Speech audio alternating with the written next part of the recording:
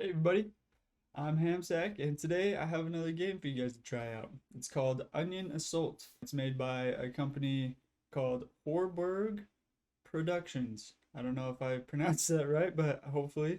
It's a game you can find on Steam and on the Nintendo Switch for like $8. If you want to support the developer and check out the game, then down in the description I'll be leaving some links for you guys to check them out. Pretty much right off the bat, you're able to tell that this game was really inspired by Mario. It's a retro 2D platformer with 3D cartoon graphics, and the game just kind of feels like an old Mario game. The style and the art of the game just feels so polished that it's just makes it look super nice. I love the way it looks. And then fighting in this game is actually super unique. Like, I mean, let me know if you've seen it before, but I mean, you jump on somebody's head like you would in Mario or whatever. Lots of games uh, kill enemies by jumping on their heads, but in this game, instead of killing them, you pick them up, and you pick them up to throw them at other enemies, or you could pick them up just to throw them off a cliff, and that's how you kill them. So I don't know. I really think that's a really cool and unique idea that I haven't really seen before. And you can even throw the objects that they throw at you. You can jump on those and throw them back. This game has some amazing level design. Swaying trees that make it really hard to jump around on.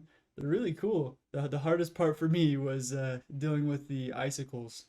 These take a little bit of practice because they slow you down and you slip on them.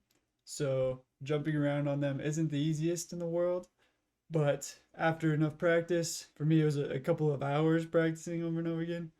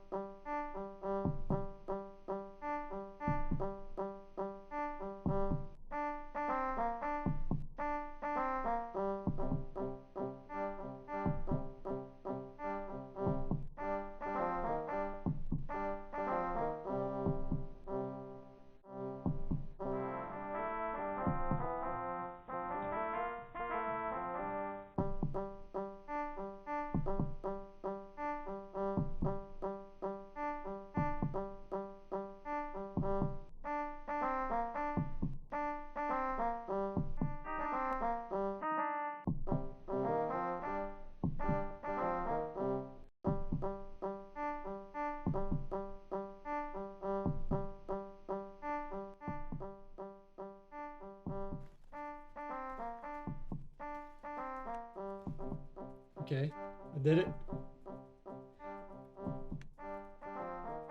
Oop. Eventually you figure it out. You just sprint, jump, jump. You don't really, you just let your momentum carry you. Not only in the ice area is there these goofy icicles, but there's also some patches of snow that you dig up. And you don't want to try to jump over a cliffside without trying to clear out the snow. Otherwise, trying to sprint and jump could lead to you just making a snowball and then falling off a cliff. Most of the levels have a pretty unique feel to them, and each level combines enemies, weapons, and moving parts for platforming that make it so a perfect run feels super good. But sometimes some of the moving parts will spawn in with their movements misaligned, which can make it so you're just waiting around for a little while, sometimes a long while, just so they can line up again and you can make your jump. Um, so that doesn't feel super good, especially when you're being targeted by enemies at the same time. Something that I found kind of frustrating was when you're on a near perfect run and then you fall right at the end and have to start over at the checkpoint that's way far back. Some levels are actually kind of long, and there are only about 2 checkpoints in the early game and then up to like 3 in the late game. which doesn't feel super great because there's so often if you die at the very end, right before the checkpoint, you can't tell exactly where the checkpoint is, so it just feels like the level's just lasting forever, and then you get sent all the way back to the beginning of the level. So it doesn't really feel very good for me. I know that some people are like it would feel that it adds to the difficulty. To me, it's just annoying. And when you're set so far back after not quite getting to the checkpoint, you're set all the way back to the beginning. It just doesn't really feel like you're making a lot of progress. So it just didn't feel very good. So this makes me feel like the best solution for this would be to just add more checkpoints, because that would just open up the game a lot more to a broader audience, so more people could feel comfortable doing it without just banging their head against the wall over and over again until they break through, you know. Which kind of brings me to how the hearts and the lives work. So you start out with 3 lives. That's kind of just your base. You don't get any more later on in the game, but you can get some bonus hearts when you harvest some of the plants that are in the ground. Usually it's really close to a boss fight though, so you don't get that too often. But you know, keep an eye out for all the plants. Harvest a lot of them, just because you never know which one it could be. You also start out with 3 lives. That's just your base. Again, you don't really get any more, except for if you gain 50 tokens, you get a bonus life. So you can go from 3 to 4, 4 to 5, whatever, if you just keep collecting tokens and not running out any of your lives. But something I noticed that was a little odd was that when you exit to the menu, if you exit level and go to the main menu, it doesn't change your lives back to 3. So if you've lost a certain amount of lives and you just want to quickly exit the level and then jump back in, it doesn't change anything. You still be at 2 or 1 life or whatever. So the best way to get all of your lives back, if you wanted to get the most out of your second or third checkpoint, would be to just jump off a cliff over and over again, running out your lives until you get reset back to 3. Because in the first checkpoint, lives don't really seem to matter, because if you die at all during that first checkpoint, it sets you all the way back at the beginning of the level. So there's no real point in your lives if you're getting set all the way back to the start anyways. That's kind of my perspective on it. I didn't really like that, because it just seemed like another reason why adding more checkpoints to each level would be a really good idea. So for the playable characters, it's just this little family, a mom and her son, and it's Mama Lock and Pella Lock. They're just some little onion farmers that are attacked by these guys. I'm not really sure what the whole story is. There's no real spoken dialogue in the whole game, so it's not easy to tell what the story is. It might just be up to interpretation, I guess, or something. Gameplay wise, for the characters, it doesn't seem like there's any difference between them. There's probably no difference between them, but for some reason, when I was playing as Pella, it just he kind of felt faster. I'm not sure if it was just because of his character design, or if it was the animation or whatever, but that's just kind of what it felt like to me. I doubt that there's really a difference between them, but it just kind of felt like it, I guess. For your basic enemies in the game, just your average ones that you'll see all the time, you'll run into these waddling heads with legs, and then these jumping heads with legs, and then winged heads with legs. So those are your little guys that you have to go against that don't take a lot to handle. You usually just jump over them, or you can use them as a weapon themselves. They're not very difficult, but your more difficult, more mid-tier kind of enemies that you run into are the soldiers, and they they're only more difficult because they have more advanced weaponry, like a stick. Yep, sometimes I gotta beat the ladies off with a stick. Back, woman! Back, I said! Okay. And then there's also the ones that are they'll crouch and shoot at you. They'll shoot 3 rounds at you, and they're a little hard to avoid if you don't have a running start when you try to jump over them. And then you also have the guys who jump and shoot. They only really shoot one shot when they're jumping. They'll jump in the air to shoot once and then fall back down. So you want to make sure you're careful about when they fall back down, that you're not underneath them because they'll hurt you. But then you have the winged soldiers that shoot you, and they're a little trickier because they'll just kind of they'll float. They'll shoot 3 shots at one level, and then they'll float up a little bit, and then they'll shoot you again at another level, and then they float back down, and so on. They will change their direction depending on where you're at, so don't turn your back on them too easily. You might get shot. Then you have soldiers that are riding around like General Grievous. You have the ones trying to be like Superman. But you also have more unique enemies that you'll see very little of, but are actually a lot more difficult to handle than just the average soldiers.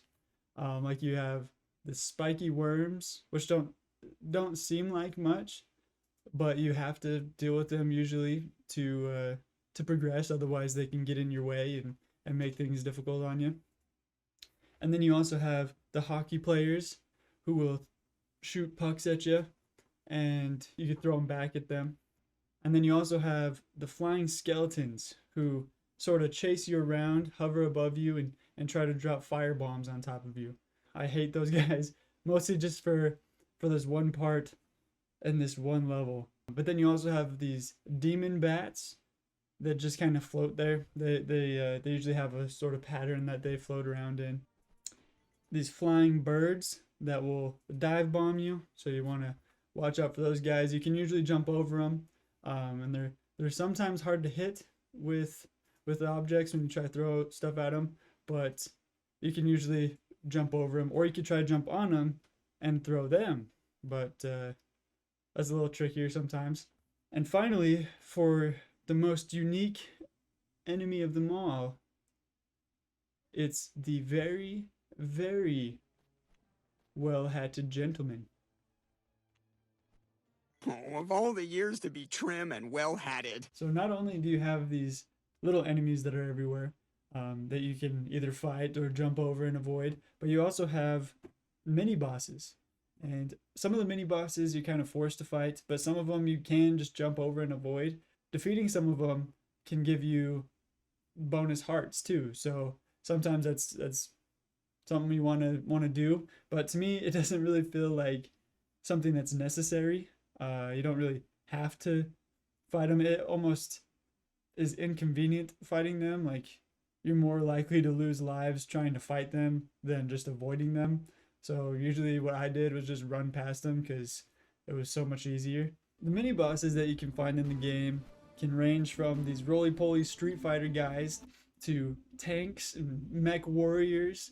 It's really cool to see the massive variety of enemies that you can fight in this game. There are 4 stages in this game, and there are 4 levels in each stage. The 4th level of every stage is actually going to be where you'll fight a boss. Each boss is very unique, and they have their own challenging way to defeat them. It just kind of makes you think outside the box and fight a boss in a way that you really wouldn't think to fight too many bosses. Well, Hamsack, what are these amazing bosses you keep rambling on about? Well, let me tell you. The bombastic flying spider tank, the Mr. Tried to Swim in Lava,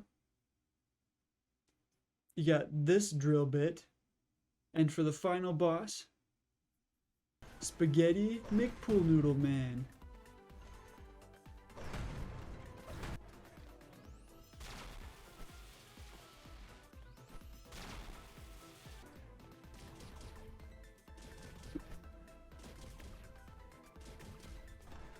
I was playing on Steam, and I didn't really see any achievements on the Steam page for this game, but there could be some on the Switch. I wouldn't know. But there are actually in game some things to collect, like little coins all over the place. There's three for every level, and they could be everywhere. There's some hidden way up high and out of the way. There's some that are in obvious places that are just a little bit tricky to get. And then there's some that you have to hit switches to reveal. And there's some that are just kind of tucked away and you might get them by accident. A lot of reason for me to come back because the bosses were enjoyable. I want to be able to master the boss fights, and the platforming is really cool. I want to be able to master each level to be able to get through it a lot easier, you know, and feel like I really accomplished the whole game. But there are some things that I noticed that should be fixed, or might be a good idea to fix. But I'm not a game developer. I'm not gonna say that it's easy. You know, I don't know how easy it would be, and I don't know if it's necessary.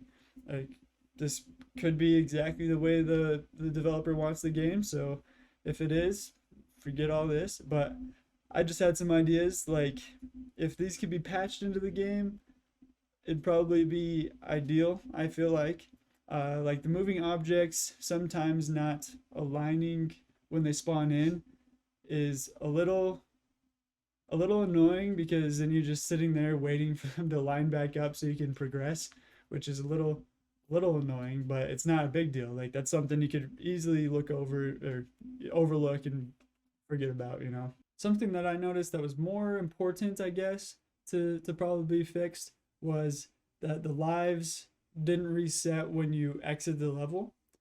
I feel like during the first checkpoint, the lives are kind of pointless because, you know, what's the point in having lives taken away if you're just always reset to the beginning of the level anyways?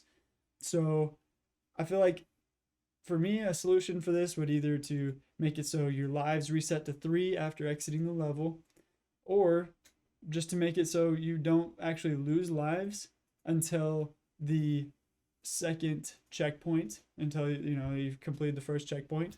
So I think that's the most sensible thing for me, um, to fix that problem. But again, I'm not a developer. I don't know if that's gonna be an easy fix, or if it even matters to him, right? And finally, I feel like for me, the most glaring problem I had with this game was that the checkpoints were too far apart.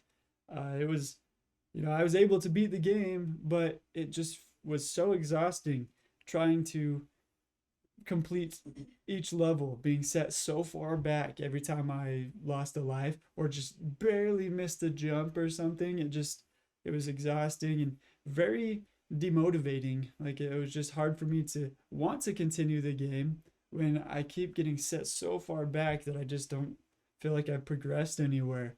So that's something I would think should be fixed. If the developer wants to open the game up to a wider, you know, a broader audience, um, a bigger range of skill level for players. So the way I think that pretty much all of these problems could be fixed is just to add more checkpoints. I'm not sure how easy of a fix that would be, but I feel like that would be the best solution in my eyes, would just be to make there be more checkpoints instead of just 2 or 3.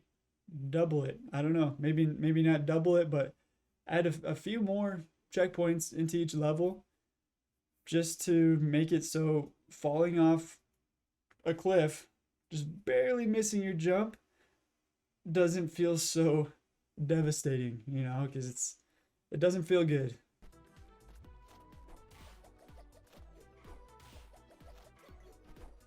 Yep. So to wrap things up, this game is awesome. I love the way this game felt to play. The style, the artwork is just so polished. The movement and the platforming, even the fighting, just feels so fluid and natural. It works really well. the boss fights and the platforming in this game really make you think outside the box and problem solve. They don't just give you the answers, you have to kind of think things through. Something I think the developer should kind of take a look at, I guess. Something that I was having the biggest problem with was just the way the checkpoints worked. I think there was too few checkpoints, and I think adding more to each level will actually open up the audience a lot more. You'd have a wider range of players from the different skill levels. You know, it'd be a lot easier for kids to play this game, as well as just people who don't want to, you know, like I said before, ram their head into a wall until they break through. So I feel like this would definitely help its growth in community, and also I feel like it would help its replayability.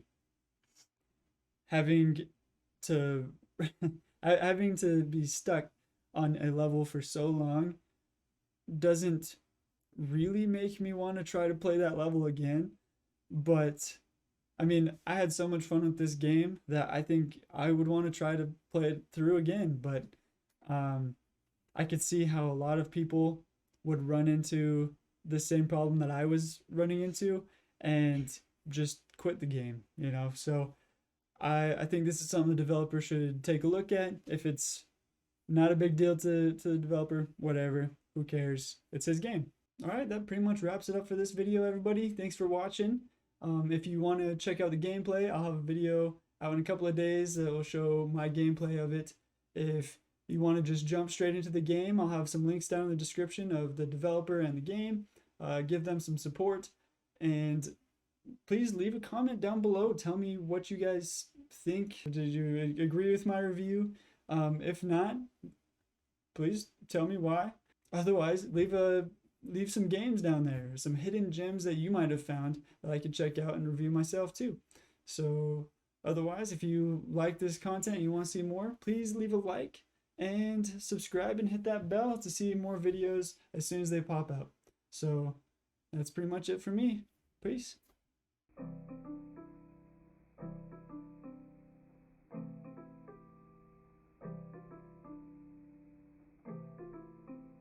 So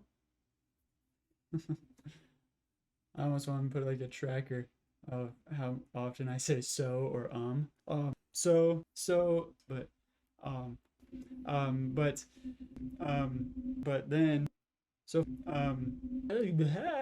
hit that little bell over there. My camera froze. What kind of games you found? Yeah, it's diabetes.